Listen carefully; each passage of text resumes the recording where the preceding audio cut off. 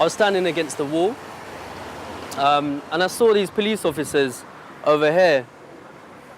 There was a van right over here, and police officers standing over here, sort of looking over at me, kind of speaking amongst themselves, which I thought was a bit unusual at the time.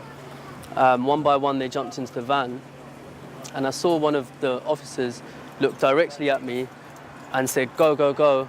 And then the van swung around this corner. I looked at them, and immediately I started running, which I think is an instinct programmed in me from my experiences as a brown male with the police. So I ran across the road.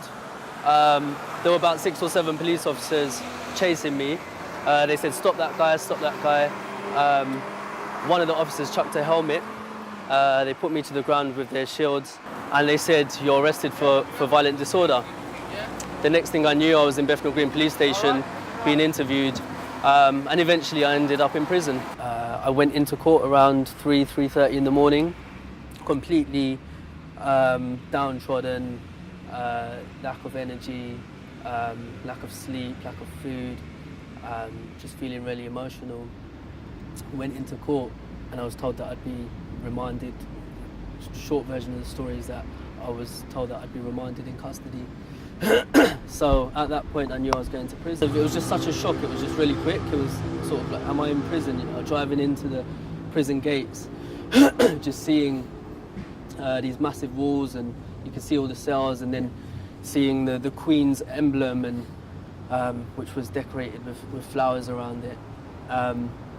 Sort of brought home that, you know, my position in society and really the position that I was in at that moment, you know.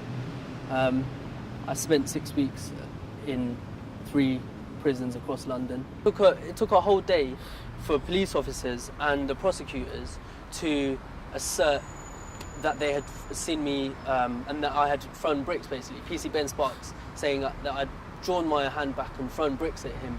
And it was clear that he was lying. He came into the court afterwards, and the other officers didn't do this. He came into the court afterwards and he just looked really nervous. He was itching his hand, he was looking at what was going on, and I think the jury saw that, and it was very visible that he wasn't telling the whole truth.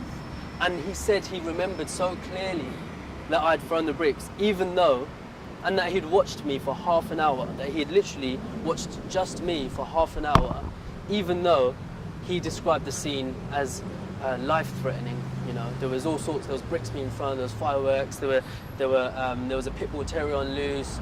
He feared for his life. He wanted to get home to his girlfriend. All of this, but amongst all that, he managed to focus his eyes on me from the point at which he alleged that I didn't do anything to the point of arrest.